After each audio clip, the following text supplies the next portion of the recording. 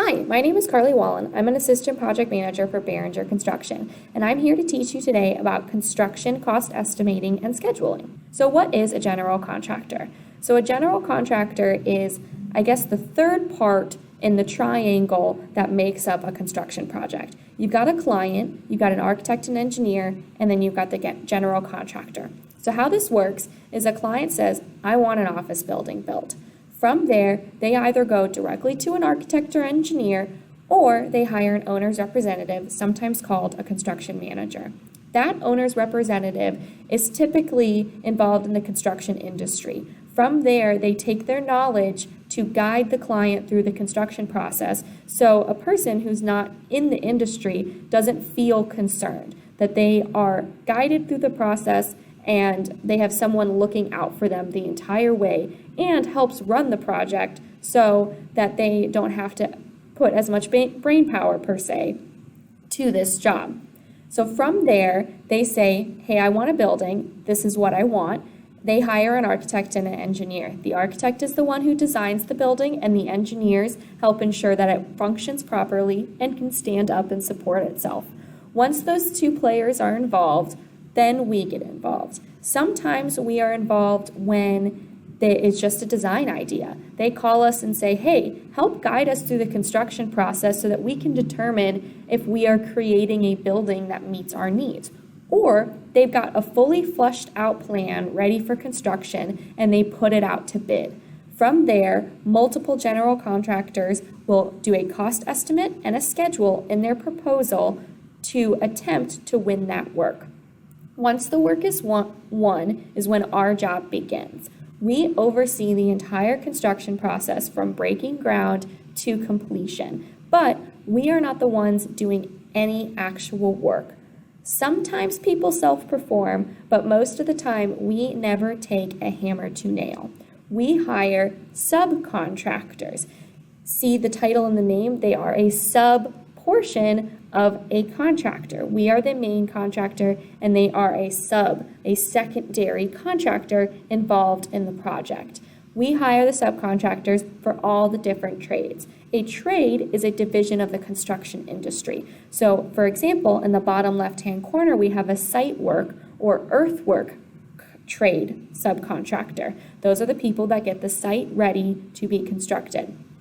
In the middle, we've got an electrician. And on the right-hand side, we've got a drywaller or carpenter, depending on where you live. So who are general contractors? At Barringer Construction and all general contractors as a whole, there are three main groups of people that are employed, and all three of them work together. You are a team. These are not individual people. These are not tiers. That's why it's all shown in a line. Since today, we're focusing on cost estimating, we are going to talk with our estimator, Kevin, and he's going to give a brief overview of what he does. Hi, my name is Kevin Mertens. I am the Director of Pre-Construction with Barringer Construction. As my title probably implies, I handle anything that is before construction starts. So a lot of estimating and reviewing drawings, working with architects, things of that nature. I have been in construction since I started working. I started when I was 16 years old. In the field, working as a laborer, just kind of doing anything, cleaning the job site, just helping in any way I could. Fell in love kind of right away. I've always kind of had a passion for working with my hands. I've always just loved creating something out of nothing, which I think is one of the most fun things in construction, is just seeing something come together. As I kind of grew, I ended up going to school for civil engineering and kind of went in my professional construction path after that, which eventually led me to pre-construction and estimating. So I just kind of have always enjoyed setting a project up for success right out of the start, which is one of the things you do in pre-construction. By getting the initial drawings from architects, we will take those and get pricing from subcontractors, start to look at schedule, start to think about really how we're going to build a building, and then figure out how much that's going to cost, and try to then communicate all that to owners that maybe don't necessarily know a lot about construction. So again, pre-construction estimating plays a big role in getting projects and construction started off on the right foot and really set them up for success, which is kind of why I love to do what I do. So, thanks. I am an assistant project manager. What that means, just like the name of my position, is I assist the project manager. What a project manager is they are the main point of contact for the client. They are the person that directs everything from the office side. So they write the contracts, they do the budgets, they handle all of this shop drawings, submittals, everything on the front end of the project in order to make it happen. And then you've got the ancillary support staff, like me, an assistant project manager, project engineer, and then additional admin, people who help with the paperwork, etc. Then the other part of this team is the superintendent. They are the person dedicated to our site. They are out there every single day whenever construction work is occurring in order to ensure that we are delivering a quality product. And if any questions arise along the way, they are there to answer it. They monitor safety. They work with the architect if there's any existing conditions that come up or any questions that happen. We are all just this big team in order to make a construction project run smoothly. So where do our projects come from? Like I said, we talked about the architect and the client coming up with a plan. Then we've got the estimator, project manager, superintendent, all working together to create a schedule. At the same time, an estimator is creating the cost estimate, which we then put together in a proposal to attempt to win the work. So when do we make a proposal? That is after the architect comes up with the design, we create the proposal, and then we hope that we build a relationship with this client and they hire us to do the work. Here is an example proposal. Starts off with just a basic cover page. From there, it shows previous work that we've done. Then it shows the project team. You've got Brian Didiano. He is our project executive, which means he leads our company as a whole. But then you've got all the other people involved, the project manager, general superintendent, assistant project manager, superintendent, and then it's showing the pre-construction portion. Pre-construction is another word to use to describe the estimating portion of construction. So that's the front end of the job before any ground is broken. Project coordination, that would be the person who handles most of the paperwork, and then a safety manager. This is just a profile of one of my coworkers. This is a zoomed in further description of a previous project that I was actually involved in. This is over in Morrisville. We're currently completing the first floor, but these pictures are from the 4th and 5th floors of this job. It was an existing building and we just did an upfit, which is a floor renovation. Instead of building new, we just ripped out what was existing in there, got it down to the structure, and created a new space for them. It talks about the type of safety we do. Here at Barringer, we're really big on branding. You can see we've got the silly imagery. I just wanted to make a quick side note is one other piece of any company, architecture, construction, anything like that, is the marketing. This presentation was not put together by a project manager, estimator, or superintendent. We have dedicated marketing staff. So if you're interested in design, but maybe not necessarily designing a building and like the creative aspect, you could go into marketing as well. But anyway, back to our job, we've got a COVID prepared plan. And then from here, this is really good to see the phases of construction. Over in the upper right-hand corner, you've got the design phase, which is where the architect is working with the client to determine what they want. The pre-construction phase, which is the estimating and the scheduling. We present that to them, and if they like all of that, then we move forward into the construction phase. Project turnover is when the job is complete and we give them their final documentation. And then post-construction, most general contractors give a minimum of a 1-year warranty on all of their work. So if our clients have any issues or any products not working, they can give us a call and we will be right back there to help them out. And then lastly, they have the schedule and then a cost estimate as well included. So that's why this is so important to help win us work, to see a schedule built before we actually win the job. This is one more breakdown showing the budgeting process, and this is another example. Instead of having just a straight up estimate, this is showing where the money is going percentage-wise. So for this job, a huge portion of that is electrical, and that tends to be true for most jobs. The mechanical, electrical, and plumbing tend to be some of the highest budget numbers, along with the metal, drywall, and framing, because if you think about it, those are the biggest key elements to make a building, office space, whatever we're doing, function properly. So why do we do this? For money? No, I'm just kidding. That's not why we do cost estimating and scheduling. Really, why we do this is to understand the project. If we do not go through these things thoroughly, figure out how much this project is going to cost, and figure out how long it's going to take, we cannot properly do our job, and we cannot properly set the client's expectations. Another good advantage, though, to regularly doing cost estimating and scheduling is that if someone calls us up and says, hey, I'm interested in doing this, but I don't really have anything figured out, would you be able to send me a rough budget? Basically, from doing all of these estimates over time, you can create a database. And you internally then end up taking this as just knowledge that you could off the top of your head say, oh, okay, you're looking to do this. That'll probably take you about 6 months, and then it would be roughly X price per square footage. My boss just had a phone call like that today. But lastly, of course, we do need to do this to win jobs, but that is not the sole purpose of this. The sole purpose of this is to understand your project, because that is so key to avoiding any mistakes, keeping your client happy, and delivering a great product. So, how do I make a cost estimate? The biggest, crucial, most important thing that you have to do is read the plans. Once you go through and read the plans, read all the text, don't just look at the images. You've got to go through everything. Architects make their plans differently. There are no universal plans. So from there, some architects might put something in one place or put it in a different place. You've got to look through things thoroughly to make sure that you've got everything covered. One crucial thing to do is highlight any unique items.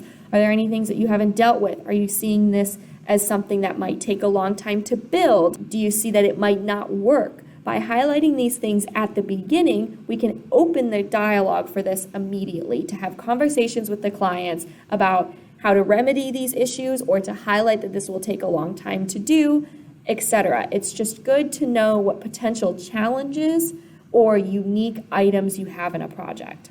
After you've read the plans, then you start to determine what trades are involved. By trades, I mean subcontractors, like we discussed previously, of an electrician, drywaller, things like that. So looking at this plan, this is just an example, but we've got walls. If those walls are made out of metal versus wood, that might be two different types of contractors. Traditionally, though, in commercial, they're made out of light gauge framing, and that would be done by your drywall contractor. So they actually frame the walls and then put the drywall up.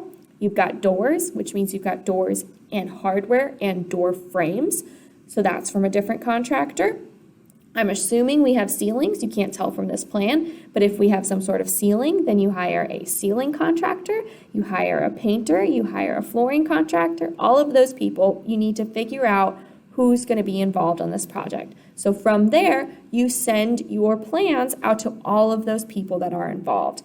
Normally, when you go out for a traditional commercial cost estimate, you send it to a minimum of 3 subcontractors, so then you can take all 3 prices and compare them at the end. After you send them out to the subcontractors, you normally give them a week, 2 weeks, 3 weeks, depends on the scale of the project, to review. In that time frame, the estimator goes in and they do something called a takeoff, which they look at square footages of items, they look at quantities of items. You can see on this plan that everything highlighted in orange is a specific stud or wall type. Blue is a different stud or wall type. And then you've got those blue door shapes. Those are highlighting, that's actually counting how many doors that you have on the job. You've got a teal one too, because that's a different swing of a door. So you're basically going in and counting everything. That takeoff then helps you to compare pricing with the subcontractor's bids, because now you have a very thorough understanding of everything that's in your project. So you take all of the subcontractor's bids and literally put them next to each other, line item by line item. Did they get everything that you wanted? So then after the schedule is created, because this is being done at the same time that an estimate is being done, you need to go ahead and figure out your general conditions. So general conditions are your overhead. So that's my salary involved in the job, the project manager's salary, the superintendent's salary. But then you've got, how many dumpsters do you need if you're doing demolition? Do you need any additional cleaning crews? What's our project fee? Etc. There's a bunch of items like that come into play in general conditions. So this is an example of a cost estimate. You've got all of the subcontractors broken out into their respective trades in the dark gray rows. Within each row, you've got the work that's being done within them, and you've got the cost for each of those pieces of work. And so then down at the bottom, you've got your general conditions along with your sales tax, builder's risk, etc. And you've got your total at the bottom. One thing that an estimator does that's kind of an art that you learn over time is you start to budget for the unexpected or things that you have seen over time, because there's going to be gaps. Whatever the subcontractors send you, plus your fee/general conditions, does not necessarily make up the entire cost of the job. Like, for example, under woods and plastics, they've got a rough carpentry line item. Mind you, this was a really small job, but we added in $280. Our subcontractor didn't tell us to do that, but we know from previous projects that we've had to buy extra pieces of wood to add support to TVs. It's called like wood blocking. So we've had to buy a lot of extra of that, and it's been an issue on previous jobs. So we added that in. That was not a price that a subcontractor sent us. That was just something from previous knowledge. So after you've budgeted for the unexpected, then you can go ahead, compile it all together, and present it to the client with your schedule. Sometimes after a meeting with the client, they say, well, this is what a target price that we have. This is a budget we have in mind, and you're over our budget that we have in mind. Can you please come into our budget, into our price point? From there, we can get a little creative and do something called value engineering. Value engineering is proposing cheaper alternates. So if they have a really expensive type of tile, we can propose a similar but lower grade tile or less expensive tile. So sometimes the estimating process isn't as simple as finishing a cost estimate and then sending it on to a client. Sometimes we go back and forth a few times to value engineer it and get it to a point that makes sense for them. So, as I said previously, at the same time an estimate's being created, a schedule is being created as well. So again, the number one most important step is you need to read the plans. So at the same time that the estimator has sent out plans to the subcontractor, you don't need to do it twice, but you just need to ensure that all of the plans have been sent to all of the subcontractors that are going to be involved. Then, once you get your scheduling program, there are many different types. This is Phoenix. I know Microsoft Project has a good one. I've heard of a few online-based ones, but I don't know the names off the top of my head, but there are multiple different scheduling programs. So you want to set your target start date, and then you just kind of want to do a brain dump. You just want to list every construction item that needs to occur. So you'll see down at the bottom left, we've got demolition, install shoring for a staircase opening. Shoring is a temporary structural support. Saw cut, dig and inspect the footings that you just cut out and repoured. Wall layout, then you've got frame walls, and you've got in-wall rough-in, install ductwork and interior mechanical equipment, install stairs, frame hard ceilings. You just want to do a brain dump. This doesn't have to be in any particular order. Just think about every single construction action item that needs to occur on this job site.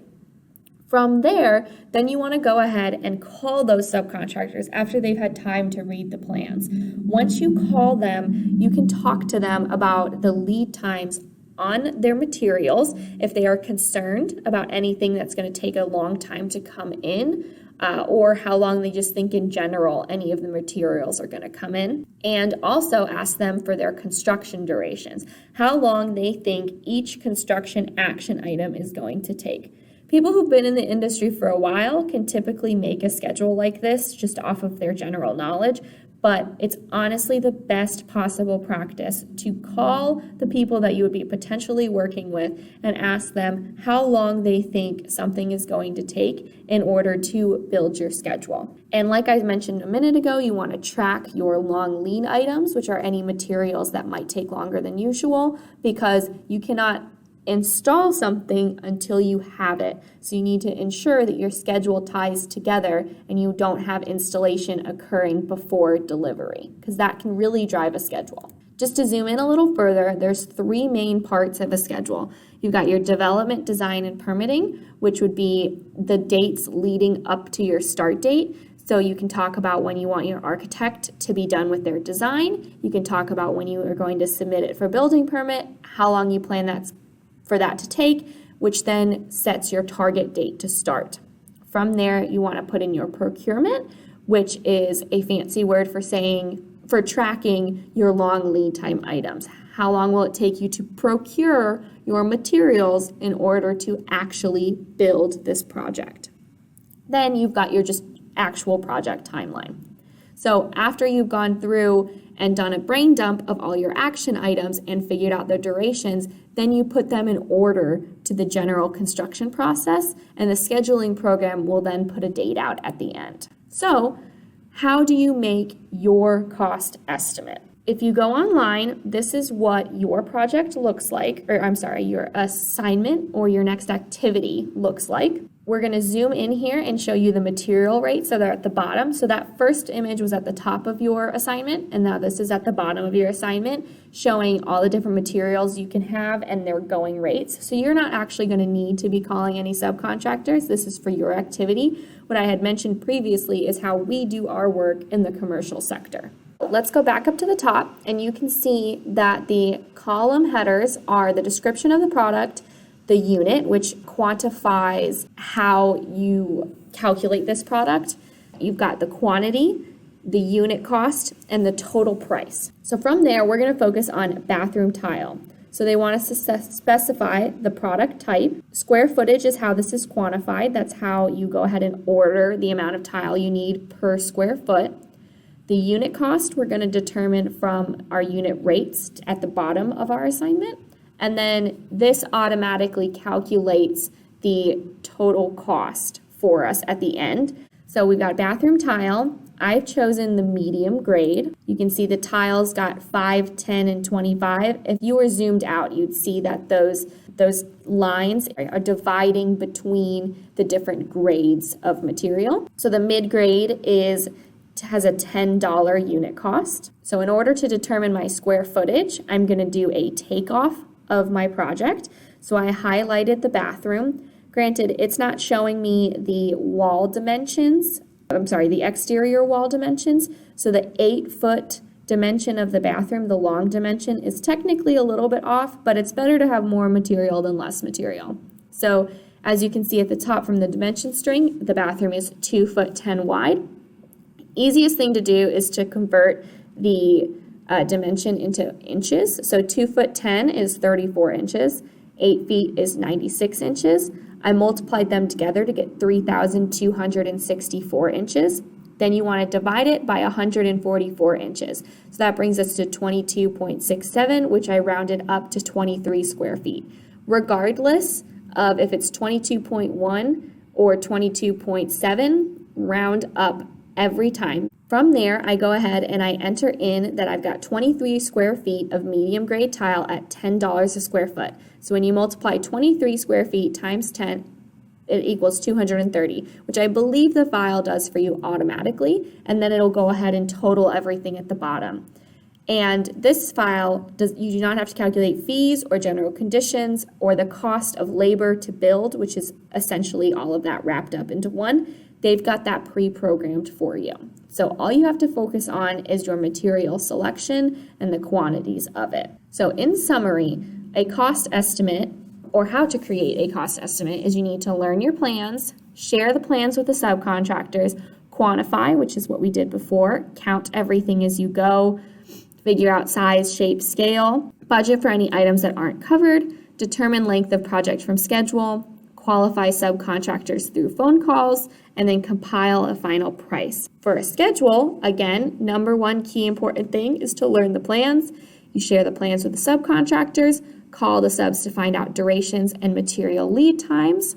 You input construction items into the scheduling program, and then, like I said, I kind of do that as a brain dump and then adjust accordingly to a typical construction process. I'm going to add the durations to each item, and those durations you've learned from calling the subcontractors, and you need to determine what items drive the schedule. Like we talked about, if your sink is a custom-made sink and is going to take 15 weeks to come in, then you cannot install your sink until that point. So when you make your schedule and you've got your sink going in after, I don't know, a month, that's not going to work out. You got to adjust your schedule accordingly, and then that'll set your target completion.